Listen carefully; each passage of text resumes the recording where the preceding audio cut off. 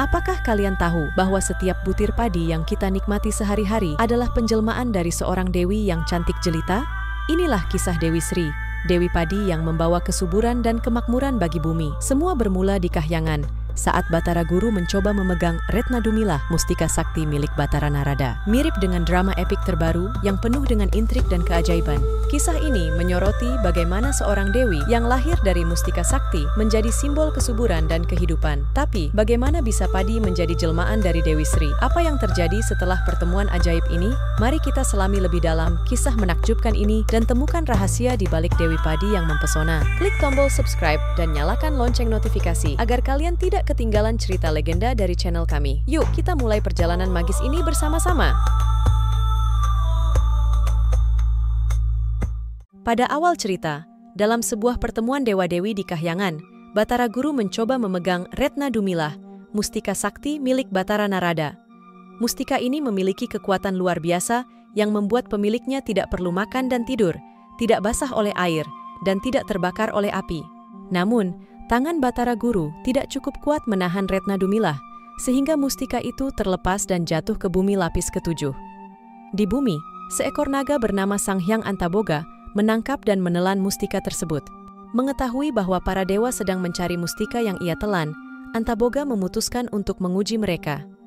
Dia meletakkan mustika itu ke dalam sebuah cupu dan memberikannya kepada Batara Guru. Batara Guru tidak mampu membuka cupu tersebut. Begitu juga dengan Batara Narada dan para dewa lainnya. Akhirnya, Batara Guru marah dan membanting cupu itu hingga hancur.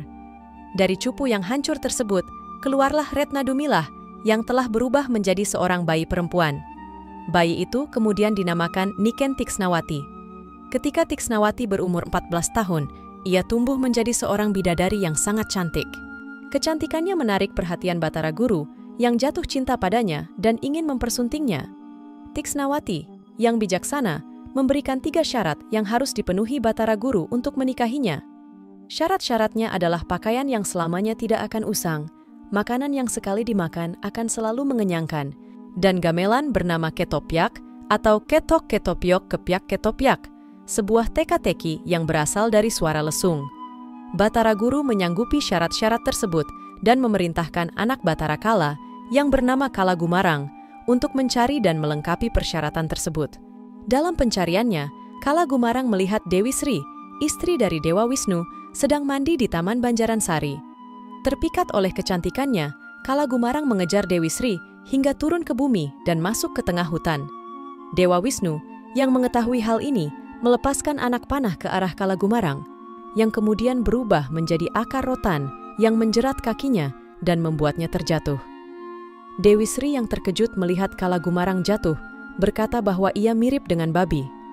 Seketika itu juga, Kala Gumarang berubah menjadi babi hutan. Setelah insiden tersebut, Dewi Sri menitis ke dalam tubuh Dewi Darmanastiti, permaisuri Raja Makukuhan, di Medang Kamulan.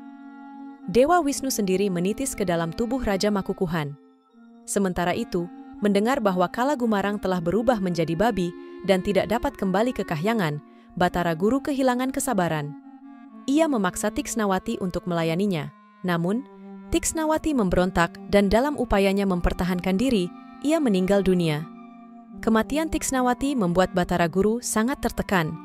Dengan penuh penyesalan, ia menyerahkan jasad Tiksnawati kepada Batara Narada untuk dikuburkan di bumi, tepatnya di hutan Krendawahana, wilayah kerajaan Medang Kamulan.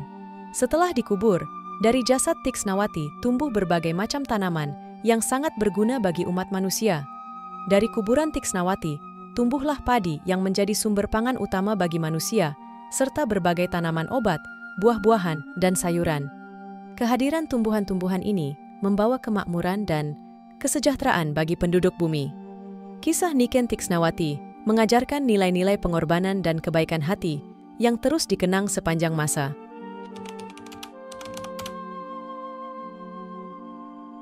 Kala Gumarang, meskipun telah berubah menjadi babi hutan, tidak berhenti mengejar Dewi Sri yang telah menyatu dengan tanaman padi. Dengan kegigihan yang tiada henti, ia melintasi kawasan persawahan, menginjak-injak tanaman padi, dan merusak tanah yang subur.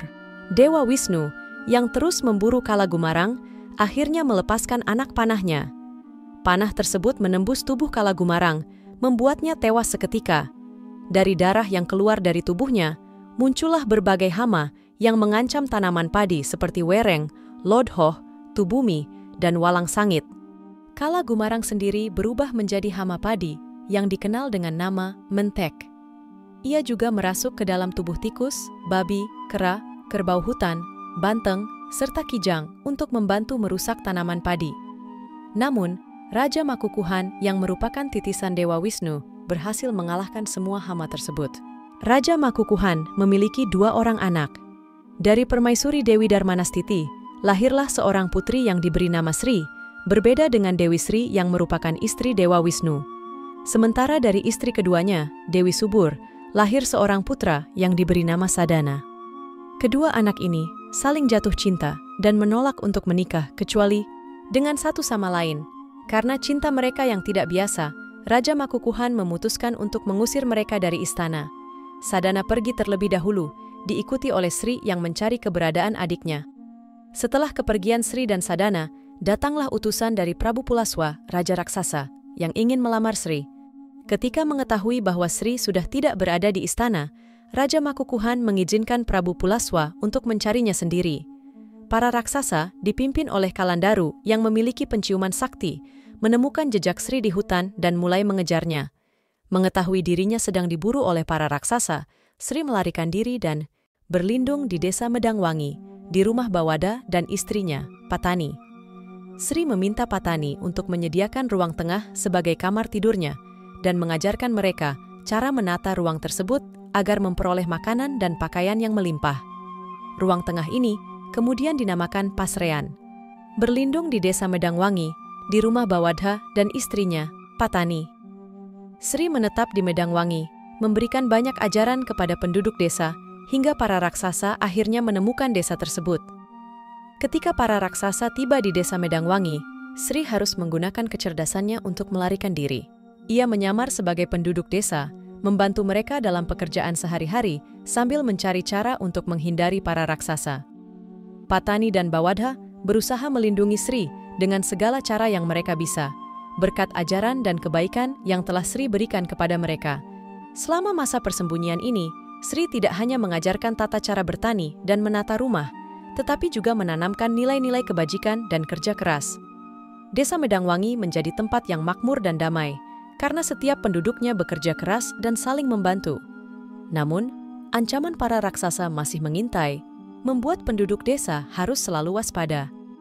Ketegangan semakin memuncak ketika para raksasa mulai menginterogasi penduduk desa. Dengan kecerdikannya, Sri berhasil mengelabui para raksasa, tetapi waktu terus berjalan dan ancaman semakin dekat. Para penduduk desa yang semakin menghormati dan mencintai Sri, dalam situasi yang semakin genting, Sri harus menemukan cara untuk mengakhiri pengejaran para raksasa dan membawa kedamaian kembali ke Medangwangi. Pada akhirnya, keberanian dan kecerdikan Sri, bersama dengan bantuan dari penduduk desa, berhasil mengalahkan para raksasa. Prabu Pulaswa dan pengikutnya dikalahkan, dan Sri dapat hidup dengan damai di desa Medangwangi. Batara Guru kembali ke Kahyangan, dan mengutus para bidadari untuk membujuk Dewi Sri, agar kembali ke Kahyangan dan menjadi bidadari.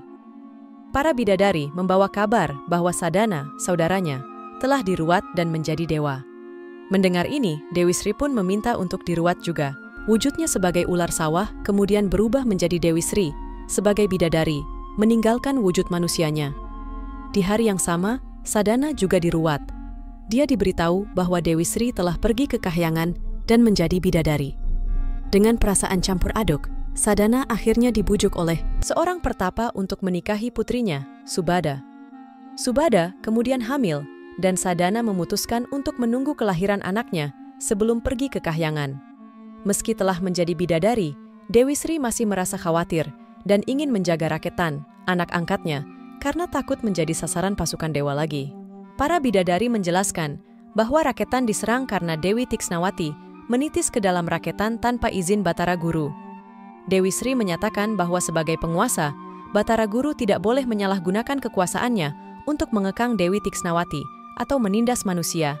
Jika itu terus terjadi, manusia akan terus memberontak. Para bidadari tidak bisa menjawab argumen Dewi Sri dan kembali ke Kahyangan. Beberapa waktu kemudian, utusan dari Kahyangan kembali menemui Dewi Sri. Mereka memberitahukan bahwa anak-anak Batara Waliswara, yaitu Dewa Daruna dan Dewi Daruni, telah mencemari Kahyangan dengan melakukan hubungan terlarang sebagai saudara kandung. Dewa Daruna akan menitis ke dalam anak Subada, sementara Dewi Daruni akan menitis ke dalam Raketan, menggantikan Dewi Tiksnawati. Setelah dewasa, Raketan akan menikahi anak dari Subada, dan mereka akan mempunyai seorang putri yang kelak menjadi permaisuri dari Raja Wirata. Dari keturunan mereka inilah semua raja-raja Jawa akan bermula. Akhirnya, Dewi Sri bersedia dibawa ke Kahyangan dengan syarat dia harus mengendarai pedati merah menyala yang ditarik oleh lembu Gumarang dan diberikan cemeti ular naga serang. Setiap kali cemeti itu dicambukkan, cairan benih yang menyuburkan bumi akan tersebar ke langit. Dengan syarat ini, Dewi Sri menyiratkan keinginannya untuk diangkat menjadi Dewi Pertanian. Kahyangan pun menyetujui, dan Dewi Sri beserta Dewi Tiksnawati kembali ke Kahyangan.